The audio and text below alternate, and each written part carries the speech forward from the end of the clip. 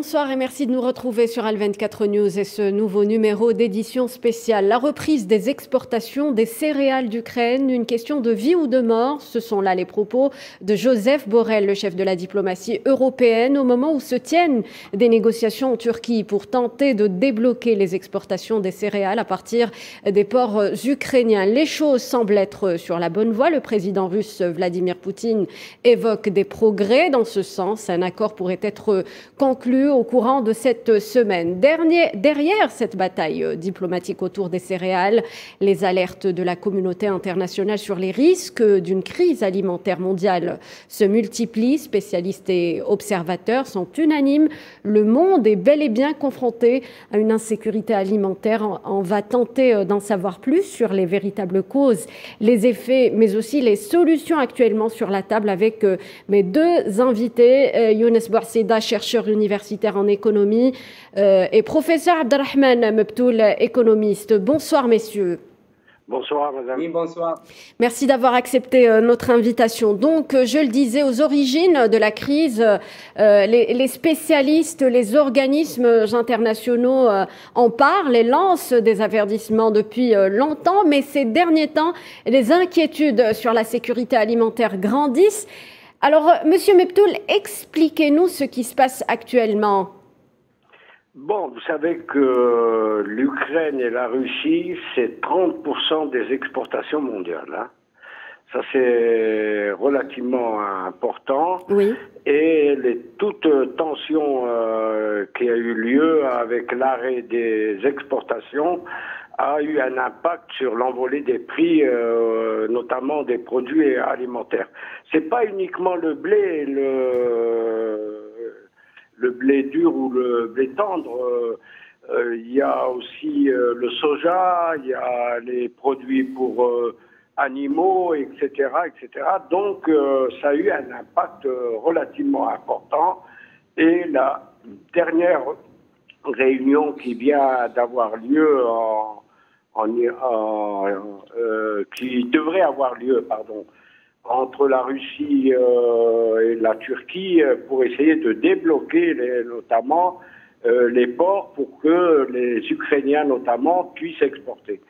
Donc ça touche beaucoup de pays, ce qui explique aussi le voyage du président de l'organisation de l'Union africaine qui est parti voir le président Poutine pour essayer de voir plus clair, parce que ça va toucher notamment l'Afrique subsaharienne. Bon, il y a un pays qui risque vraiment d'être touché, qui est l'Égypte.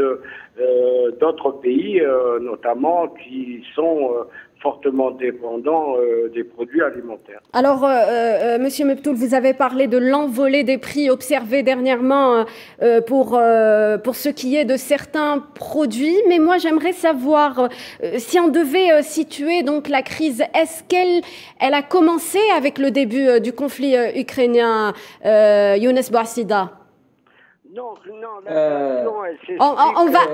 on va essayer de... Monsieur Mebtoul, oui. Je vais poser la question à Monsieur Bouassida et vous pouvez après rebondir. D'accord. Merci. Donc, en ce qui concerne cette crise alimentaire aiguë déclarée par l'ONU et qui touche principalement les pays africains, donc le conflit russo-ukrainien, c'est un élément de déclencheur. Pourquoi? Parce que selon le rapport mondial de l'ONU, sur la sécurité alimentaire, de 2022. Donc, en 2021, il y avait déjà, avant le conflit, 193 millions de personnes qui souffraient d'insécurité alimentaire aiguë. Et en ce qui concerne les estimations pour 2022, c'est autour de plus de 180 millions de personnes qui vont être touchées par la faim. Donc, vous voyez bien que le conflit russo-ukrainien, c'est un élément déclencheur, justement, de l'insécurité alimentaire. Pourquoi? Comme il a bien souligné M. Mebtoul, donc, cette insécurité alimentaire est due au fait que les pays africains, et notamment les pays de la Corne d'Afrique et de l'Afrique et du Sahel de l'Afrique, sont très dépendants ou fortement dépendants des importations de céréales, de la Russie ainsi que l'Ukraine. Je vous donne quelques chiffres. Par exemple, en 2020, les pays africains ont importé de la Russie près de 4 milliards de dollars en blé et autres céréales.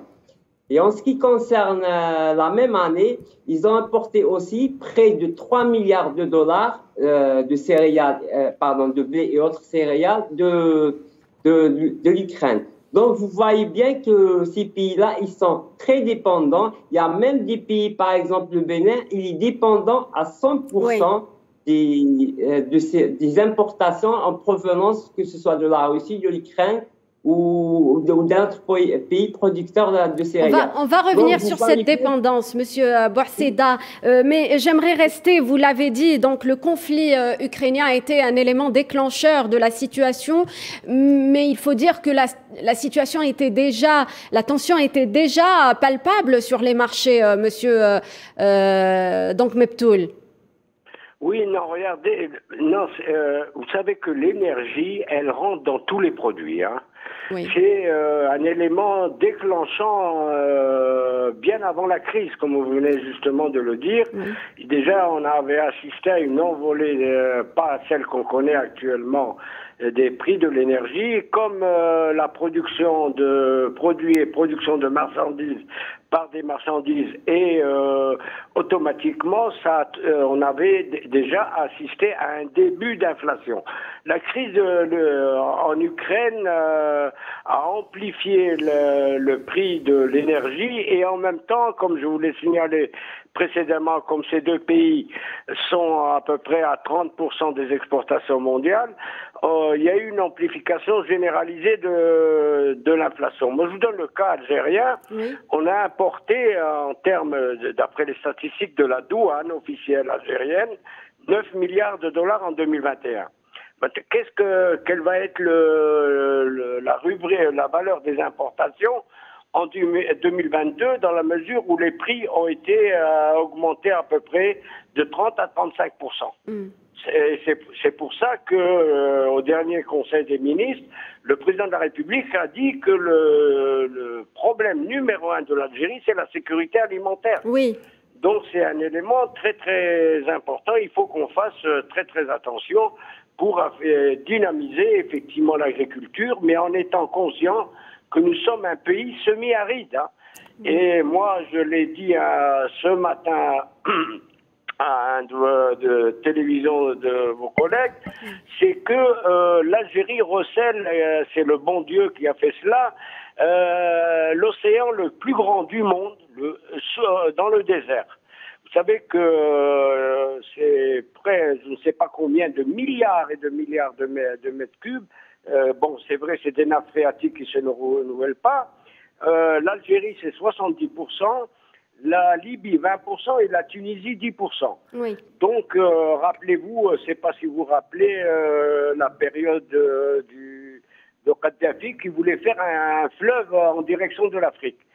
Donc, mais en puisant les nappes algériennes, en fin de compte. Hein. Oui. Donc, ce qui fait l'avenir appartient à l'agriculture. Sinon, ce qu'on gagne d'un côté en termes de recettes d'hydrocarbures, on risque de le perdre de l'autre côté en termes d'augmentation de la valeur des importations. On va s'intéresser justement à la politique agricole de ces pays quand on sait que l'Afrique est très exposée face à cette crise alimentaire donc, qui est mondiale. Mais moi, j'aimerais savoir, Younes Bouarseda, quels sont les produits les plus touchés? On a parlé du blé, mais il y a d'autres produits qui sont concernés. Oui, effectivement, il y a le blé, enfin, tout ce qui touche le céréales, blé, maïs, originaux, etc. Mais il y a aussi, il ne faut pas oublier, il y a aussi, parce qu'on en parlait tout à l'heure, des causes. J'ai oublié de le mentionner, il faut rajouter le réchauffement climatique. Pourquoi? Parce qu'il a affecté non seulement la production de céréales dans les grands pays producteurs, mais aussi dans les pays qui sont en train de souffrir aujourd'hui de la faim. Oui. Par exemple, je vais vous dire quelque chose. Ces 4 dernières années, la région de la Corne d'Afrique n'a pas vu de pluie n'a pas vu de pluie et c'est la sécheresse la plus intense des 40 dernières années. Donc, c'est pour ça que la production de céréales est affectée de manière négative. Mais aussi, il y a autre chose qui sont affectées, notamment à cause de la sécheresse, et notamment en Afrique, c'est par exemple le bétail. Par exemple, depuis le début de l'année, on a enregistré la mort de près de 7 millions de têtes de bétail, rien qu'en Somalie, en Kenya et en Éthiopie. Donc, vous voyez bien l'impact de la sécheresse. Il y a aussi, bien sûr, les produits laitiers qui ont été impactés, notamment à cause de l'augmentation du prix des aliments de l'élevage. Donc, tous ces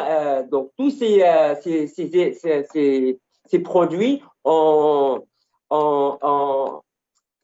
tous ces produits, leurs prix ont augmenté de manière parfois exponentielle. Par exemple, le blé, on a vu que le prix, il a presque doublé. Il a presque doublé par rapport avant le conflit. Ce qui fait que ces pays-là africains, il faut pas aussi oublier d'autres pays, par exemple le Yémen ou l'Afghanistan, qui sont aussi en train de souffrir de l'insécurité alimentaire, sont en train de souffrir aujourd'hui et qui nécessitent une aide humanitaire urgente. Alors, restons en Afrique. Nous avons donc parlé de tous ces problèmes. Il y a le réchauffement climatique, les effets de la pandémie du Covid-19 et ce conflit ukrainien. Monsieur Abdelrahman Mebtoul, si on devait parler des politiques agricoles dans ces pays africains et cette dépendance aux importations, il y a un véritable problème.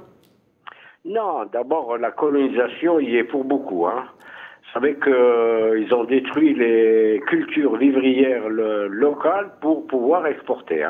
Ça, c'est un élément très, très important et la majorité des pays africains colonisés sont en train de payer les conséquences. Il faut donc une réorientation de toute la politique agricole, comme vient le dire au stade précédemment.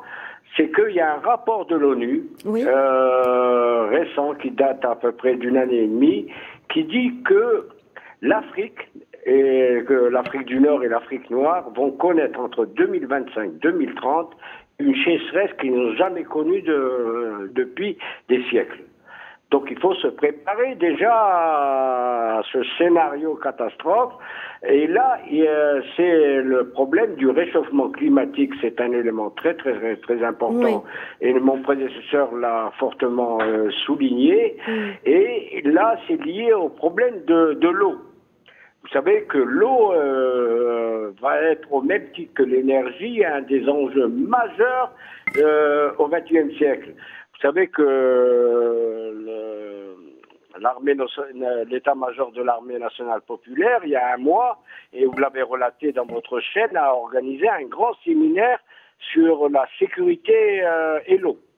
Et c'est très très important et là c'est lié à toute l'agriculture ne peut être dissociée effectivement d'une nouvelle politique de l'eau. Donc voilà un peu ce qui se passe. Nous sommes depuis quelques jours à 8 milliards d'habitants. C'est le chiffre officiel qui vient d'être donné par l'ONU. Mais n'oublions pas que l'Afrique, entre 2035 et 2040, va représenter le 1/4 de la population mondiale. Le 1/4 de la population mondiale.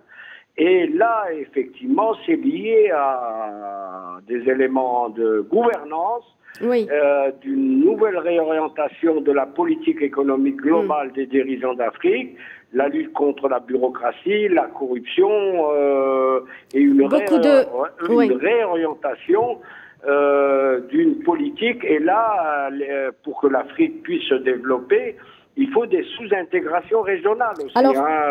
Alors, on va donner justement la parole à Monsieur Bouasseda, Monsieur Younes Bouasseda, sur cette politique de gouvernance en Afrique qui pèse tout de même sur la sécurité alimentaire des pays concernés. Oui, effectivement, la gouvernance joue un rôle très important. D'ailleurs, il faut souligner aussi que cette crise est liée justement aux conflits armés et aux tensions sociales qui existent dans certains pays, notamment le Kenya, la Somalie, l'Éthiopie, etc. Il y a aussi les tensions entre groupes ethniques qui ont promu le déplacement de populations vers d'autres endroits pour justement se protéger. Donc, ces populations ont perdu leurs moyens de subsistance. Et un autre point, c'est que ce que d'ailleurs l'ONU le souligne à travers son organisation, la PAM, le Programme mondial alimentaire, c'est qu'elle veut travailler en concertation ou main dans la main avec ces pays-là, justement, qui souffrent de cette insécurité alimentaire grave, pour essayer de développer leur système agricole à travers des investissements, de lourds investissements et de lourdes infrastructures. Aussi, ils veulent leur apporter de nouvelles technologies, l'innovation, parce que, comme on le sait aujourd'hui, le secteur, pour développer le secteur de l'agriculture, il faut avoir les nouvelles technologies et l'innovation pour que ce secteur soit productif. Donc, maintenant, je pense, moi, que les pays africains, étant donné qu'ils sont qui sont face à un gros problème, parce que, par exemple, au Sahel, il y a 1 million de personnes qui souffrent de la faim, et si on n'arrive pas à leur apporter de la nourriture, la nourriture et l'alimentation d'ici la fin de l'été, ils vont mourir. Oui. Donc, ces pays-là, où les pouvoirs publics au sein de ces pays doivent prendre conscience et essayer de travailler avec l'ONU, avec la Banque mondiale, pourquoi pas attirer les investissements directs étrangers justement pour augmenter leurs moyens financiers. Pour certains qui n'ont pas de moyens financiers, donc ces investissements vont leur apporter ces moyens-là, et aussi essayer de développer une fois pour toutes leur système agricole, comme c'est le cas dans les pays développés où le système agricole maintenant est industrialisé à grande échelle. Ça veut dire quoi? Ça veut dire que c'est les pays développés, pour qu'ils soient productifs, ils utilisent les engrais chimiques et les pesticides pour avoir les meilleures récoltes. Oui, Monsieur Bouasseda, donc il y a également ces promesses de dons que font généralement les pays développés. Donc on a vu ce qui s'est dit durant le sommet du G7, Monsieur Meptoul. Que dire de ces promesses de dons Vous savez que dans la COP 21, déjà, on avait déjà promis un don en direction de l'Afrique, dans la mesure où on a dit que la responsabilité du réchauffement climatique provient surtout des pays développés et des pays émergents.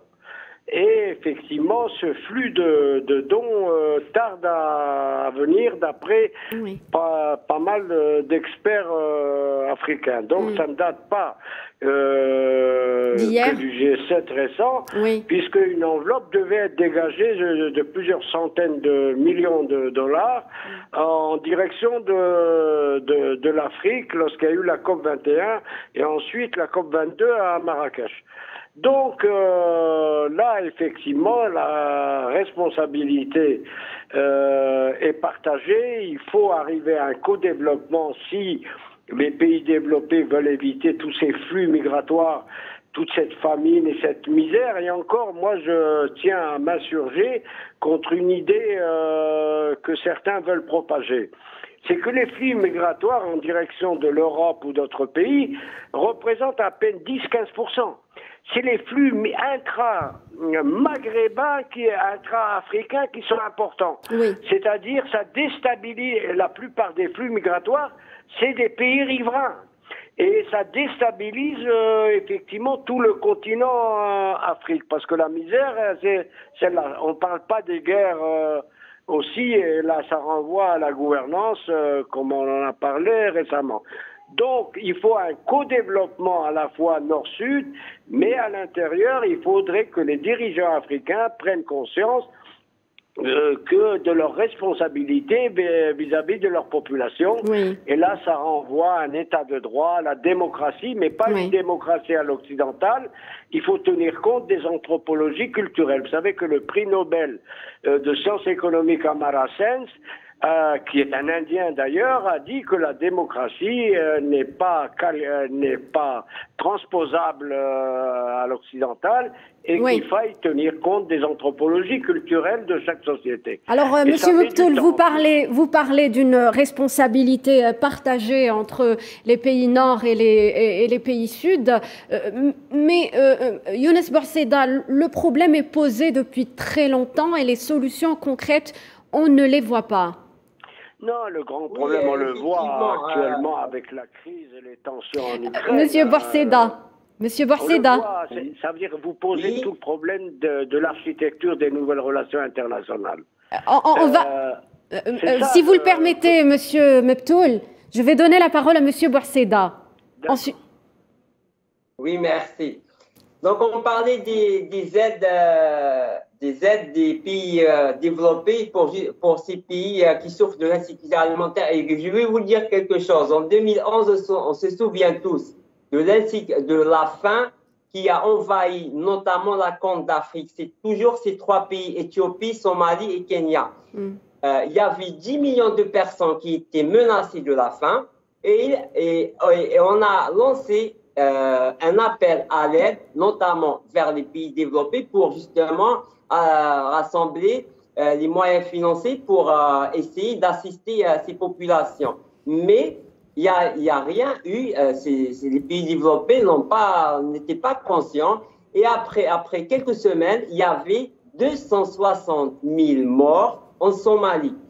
Et aujourd'hui, j'ai l'impression que le même scénario va se répéter. Oui. Donc, au niveau de la Corne d'Afrique, l'ONU a parlé il y a 2 ou 3 jours, je crois, qu'il fallait rassembler 1,1 milliard de dollars pour justement présenter et aller aider les pays du Sahel parce qu'il y a 1 million de personnes qui souffrent gravement de la faim. Et jusqu'à aujourd'hui, je pense qu'ils ont rassemblé 350 millions, 400 millions de dollars. Donc, vous voyez bien que les pays développés ne sont pas solidaires ou ne prennent pas conscience qu'il y a des populations. Très bien, Monsieur Bourseda. Très bien, j'ai compris. Oui. Donc, les pays occidentaux, vraisemblablement, ne s'intéressent pas véritablement à cette problématique. Mais j'aimerais revenir justement sur ce conflit ukrainien. On le disait, plus de 20 millions de tonnes de céréales ne peuvent être exportées du fait du blocage de ces exportations. J'aimerais avoir justement le lien entre les sanctions imposées contre la Russie et cette crise alimentaire, en sachant que Vladimir Poutine, le président russe, appelle un desserrement de ces sanctions à l'égard de la Russie pour justement parvenir à une solution sur le blocage de ces exportations. Quel lien entre les sanctions? Je suppose que ces sanctions ont aggravé la situation, Monsieur Meptoul. Bon, effectivement, comme je l'ai dit, le processus inflationniste, les tensions alimentaires, dataient bien avant la crise ukrainienne. Bon, ça a été effectivement amplifié. Bon, ce qui est sûr, c'est que la crise ukrainienne, il ne faut pas être utopique, risque de durer encore assez longtemps. Sous la pression notamment des États-Unis d'Amérique, encore qu'actuellement, on l'a vu à la dernière résolution du G20, les pays européens, vis-à-vis notamment de l'approvisionnement en gaz, n'étaient pas tous d'accord. Parce qu'il y a des pays qui sont beaucoup plus pénalisés que d'autres, notamment l'Allemagne ou certains d'autres pays qui dépendent de l'approvisionnement de la Russie à plus de 80%. Mais toujours est-il, c'est que Monsieur Meptoul. Maintenant, est-ce qu'il va avoir des accords pour... Parce que c'est les ports, parce que les experts ont fait des calculs par chemin de fer ou etc. Ce n'est pas possible, ça reviendrait trop cher. Or, les ports sont déjà minés. Donc, tant qu'il n'y a pas une entente entre les autorités ukrainiennes et les autorités russes au niveau des ports, les exportations risquent d'être minimes. Oui. Bon, il faudrait saluer le rôle de la Turquie quand même, qui essaie de trouver une solution vis-à-vis de cette situation. Mais pour une solution durable, seul, disons, un compromis entre les deux parties conflit pourrait permettre la fluidité des échanges. Hein. Alors, la question est posée également à Monsieur Bouasseda. Est-ce que ces sanctions occidentales aggravent la situation ou cette crise alimentaire mondiale? Quel est votre avis? Je pense pas qu'elle va aggraver d'une manière conséquente l'insécurité alimentaire. Pourquoi? Parce que d'après l'ONU, la production de céréales, notamment du blé, l'année prochaine, c'est-à-dire pour l'année 2022-2023, elle va être de 776 millions de tonnes. Donc, par rapport à l'année 2021, elle était à 770. Donc, il y a 6 millions de tonnes qui manquent dans le marché. Mais en même temps, il y a la Russie, le Canada et les États-Unis qui ont fait une production de céréales extraordinaire cette année du fait de la météo qui était favorable. Oui. Donc, ça, c'est le premier point. Et le deuxième point, il ne faut pas oublier quelque chose de très, très important. Et c'est quoi? C'est que le secteur alimentaire est devenu étroitement lié au secteur financier. Ça veut dire que le prix des céréales se négocie au niveau de la bourse. Et il ne faut pas oublier aussi que ce marché mondial, il est monopolisé par 4 multinationales, ADM, Benz, Cargill et Darfour, ce qu'on appelle de Big Four. Oui. Et ils contrôlent en même temps 70 à 90% de ce marché mondial. Et en même temps, comment on négocie les prix au niveau de la bourse? On les négocie suivant la météo. Ça veut dire, par exemple, on va négocier le prix d'aujourd'hui par rapport à la météo d'une année ou, oui. de 2 ans prochaines. Et en même temps, il n'y a pas beaucoup de pays en ce moment, à part l'Europe, je pense, qui vont souffrir de la sécheresse qui va affecter la production de céréales. Donc, on ne va pas avoir, à mon avis, d'ailleurs, c'est le même constat qu'a fait l'ONU, on ne va pas avoir de pénurie de céréales, mais une augmentation des prix, comme je l'ai dit tout à l'heure, à cause de la spéculation. Et je vous rajoute un autre point qui, à mon avis... Brièvement, Monsieur Bouasseda, brièvement. Oui. Allez-y. Oui, brièvement. C'est que l'Europe, elle dépend de 35 à 50% des céréales en provenance de l'Ukraine et la Russie. Oui. Et comme il y a des sanctions qui sont imposées à la Russie et l'Ukraine, elle est paralysée, comme vient de le souligner M. Meptoul, donc on n'arrive pas à importer. Ça veut dire, qu'est-ce qu'ils sont en train de faire les Européens? Ils sont en train de spéculer dans la bourse justement pour avoir le blé, parce qu'ils ne peuvent pas l'importer de la Russie. Ce qui fait, ils sont en train de déclencher une insécurité alimentaire indirectement dans d'autres pays. Donc il y a quand même un effet, mais brièvement, messieurs, on arrive pratiquement à la fin de l'émission, en 30 secondes chacun.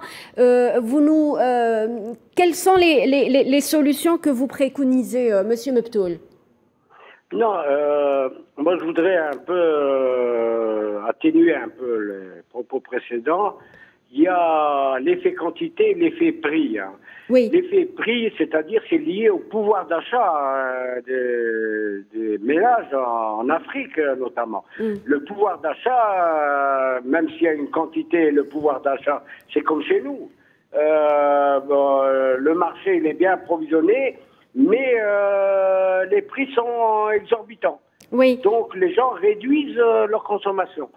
Donc le pouvoir d'achat est en train de se détériorer dans pas mal de pays d'Afrique. Et là, c'est toujours lié à une gouvernance pour lier un peu l'efficacité économique et la nécessaire cohésion sociale. Parce alors malheureusement, Monsieur Meptoul, il faut la cohésion sociale et la solidarité. Très bien, on m'indique que c'est la fin de l'émission. Merci en tout cas à mes deux invités de nous avoir éclairés sur cette question. Merci à vous de nous avoir suivis. Restez sur Al 24 News. Très bonne soirée à vous.